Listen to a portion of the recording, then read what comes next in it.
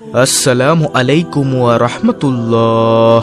প্রিয় দর্শক, আজ আমি আপনাদের কাছে খুবই গুরুত্বপূর্ণ ফজিলতপূর্ণ পরীক্ষিত একটি আমলের দোয়া নিয়ে হাজির হয়েছি। যে আজকে যে দোয়াটি বা আমলটির কথা আমি আপনাদেরকে বলবো, যা পাহাড় সমান ঋণ হলেও আজকের এই দোয়াটির মাধ্যমে তা পরিশোধ হবেই ইনশাআল্লাহ। আল্লাহ তাআলা চাইলে এর ফলাফল আপনারা 7 দিনের মধ্যেই পাবেন ইনশাআল্লাহ।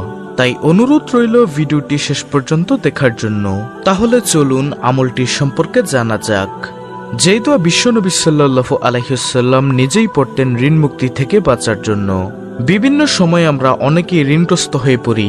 এই ঋণ প্রকৃতপক্ষে কারো জীবনের ক্ষেত্রেই সুখের কিংবা আনন্দের খবর নয়, আর তাই জীবনের সব সময়ে আমাদের উচিত ঋণ থেকে মুক্ত থাকা। ঋণ থেকে মুক্তি লাভের জন্য হাদিস শরীফের বেশি বেশি কার্যকরী সেই দোয়াগুলো পড়া। ইতিমধ্যে যারা ঋণে জর্জরিত তাদের জন্য আমি আজকের এই ভিডিওতে দোয়াটি বলবো। এই দোয়াটি যদি আপনি পড়েন তাহলে দ্রুত আপনার ঋণ আদায় করতে কিংবা আল্লাহর রাসূল সাল্লাল্লাহু আলাইহি ওয়াসাল্লাম এই দোয়ার যে শিক্ষা দিয়েছেন, এই দোয়ার মাধ্যমে আপনি খুব দ্রুতই ঋণ মুক্ত হতে পারবেন।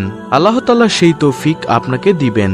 বিশ্বনবী সাল্লাল্লাহু আলাইহি ওয়াসাল্লাম ঋণ থেকে বাঁচার জন্য আল্লাহ তাআলার কাছে অত্যাধিক আশ্রয়ের প্রার্থনা করতেন। সহিহ বুখারী শরীফের একটি হাদিস থেকে বর্ণিত, একবার ঋণ থেকে রক্ষা পেতে আল্লাহর রাসূল সাল্লাল্লাহু আলাইহি ওয়াসাল্লাম প্রার্থনা অবস্থায় এক ব্যক্তিকে দেখতে পেলেন। সে ব্যক্তিটি আল্লাহর রাসূল সাল্লাল্লাহু আলাইহি ওয়াসাল্লামের কাছে জিজ্ঞাসা করলেন, আপনি ঋণ থেকে বেশি বেশি আশ্রয় প্রার্থনা করে থাকেন কেন? প্রিয় নবী সাল্লাল্লাহু আলাইহি ওয়াসাল্লাম তখন বলেন যে, মানুষ যদি ঋণী হয় বা ঋণের মধ্যে থাকে তাহলে সে যখন কথা বলে তখন মিথ্যা কথা বলে, এবং সে যখন কোনো কিছুর অঙ্গীকার করে বা ওয়াদা করে তখন সে তা আর রক্ষা করে না। হাদিসটি রয়েছে বুখারী শরীফে, হাদিস নম্বর 2397। তাই আমরা বেশি বেশি ঋণ থেকে মুক্ত থাকার চেষ্টা করব। যারা ঋণের মধ্যে আছে তারা এই দোয়াটি বেশি বেশি পড়ব। ইনশাআল্লাহ আল্লাহ তাআলা আপনার ঋণ মুক্তির ব্যবস্থা করে দিবেন। হাদিস শরীফে এসেছে, একবার হযরত আলী রাদিয়াল্লাহু তাআলা আনহুর কাছে এক ব্যক্তি তার ঋণ পরিশোধের জন্য কিছু সাহায্য চায়। তখন আলী রাদিয়াল্লাহু তাআলা আনহু তাকে বলেন, আমি কি তোমাকে কয়েকটি শব্দ শিখিয়ে দিব যা আমাকে রাসূল সাল্লাল্লাহু আলাইহি ওয়াসাল্লাম শিক্ষা দিয়েছেন? তখন তিনি বললেন, অবশ্যই শিখিয়ে দিন। তখন হযরত আলী রাদিয়াল্লাহু তাআলা আনহু তাকে বললেন, তুমি যদি এটা পাঠ করো তাহলে আল্লাহই তোমার ঋণ মুক্তির ব্যাপারে দায়িত্ব নেবেন, যদি তোমার ঋণ পর্বত অর্থাৎ পাহাড় সমান হয়। সুবহানাল্লাহ। এই দোয়াটি আমরা পড়ব, নিয়ম মেনে আমরা পড়ব। ইনশাআল্লাহ আল্লাহ তাআলা আপনাদেরও ঋণ মুক্তির ব্যবস্থা করে দিবেন। এরপর হযরত আলী রাদিয়াল্লাহু তাআলা আনহু ওই ব্যক্তিকে যে দোয়াটি আমি আপনাদেরকে শিখিয়ে দিব সেই দোয়াটি পড়তে বলেছিলেন। হাদিসটি রয়েছে তিরমিজি শরীফ, হাদিস নম্বর 3563। তো প্রিয় দর্শক, সেই দোয়াটির আমল এবং নিয়মটি শিখিয়ে দিচ্ছি। আপনারা দোয়াটি বাংলা উচ্চারণ দেখে দেখে মুখস্থ করে নেবেন। দোয়াটি হচ্ছে, আল্লাহুম্মা কফিনি বিহালালিকা আন হারামিকা ওয়া আগনিনি বিফাদলিকা আম্মান সিওয়াক। আল্লাহুম্মা কফিনি বিহালালিকা আন হারামিকা ওয়া আগনিনি বিফাদলিকা আম্মান সিওয়াক। দোয়াটি আপনারা স্ক্রিনশট নিয়ে মুখস্থ করে নেবেন।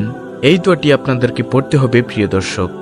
দোয়াটির অর্থ হচ্ছে, হে আল্লাহ, হারামের পরিবর্তে তোমার হালাল রুজি আমার জন্য যথেষ্ট করো, আর তোমাকে ছাড়া আমাকে কারো মুখাপেক্ষি করো না, এবং সে অনুগ্রহ দ্বারা আমাকে সচ্ছলতা দান করো। এই দোয়াটি আপনাকে পড়তে হবে।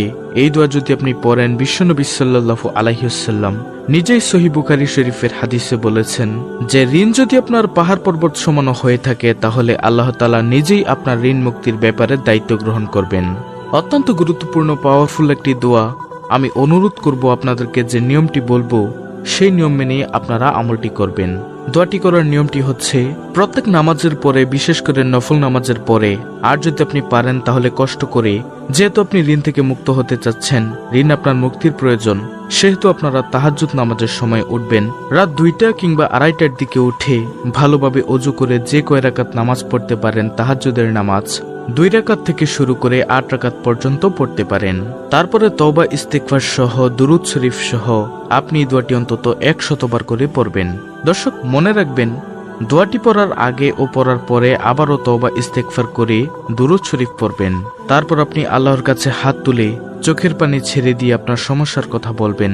আপনার যে কোনো সমস্যা থাকতে পারে, শুধু ঋণ মুক্তির না। আপনি অশান্তিতে থাকলেও এই দোয়ার মাধ্যমে আমল করতে পারেন। আল্লাহ তাআলা আপনার সমস্ত প্রকার অশান্তি দূর করে দিবেন ইনশাআল্লাহ। আমি অনুরোধ করব এই নিয়মে আমলটি যারা করবেন তারা সকলেই একটি নিয়ত করে ফেলুন যে আজ থেকে আপনি এই আমলটি শুরু করবেন। ইনশাআল্লাহ আপনি 7 দিনের মধ্যেই ভালো ফলাফল পাবেন। তো প্রিয় দর্শক, এই ছিল আমাদের আজকের ভিডিও। অত্যন্ত গুরুত্বপূর্ণ একটি ভিডিওটি ভালো লাগলে অবশ্যই চ্যানেলটিকে সাবস্ক্রাইব করে বেল বাটন অল বাজিয়ে দিবেন। ভিডিওটিতে একটি লাইক দিবেন এবং কমেন্টে আমিন লিখবেন এবং অন্য মুসলিম ভাই বোনদের কাছে ভিডিওটি শেয়ার করে দিবেন যেন তারাও দেখে শিখে আমলটি করতে পারে। আল্লাহ রাব্বুল আলামিন আমাদের সকলের ঋণ মুক্তির ব্যবস্থা করে দিন। আমিন।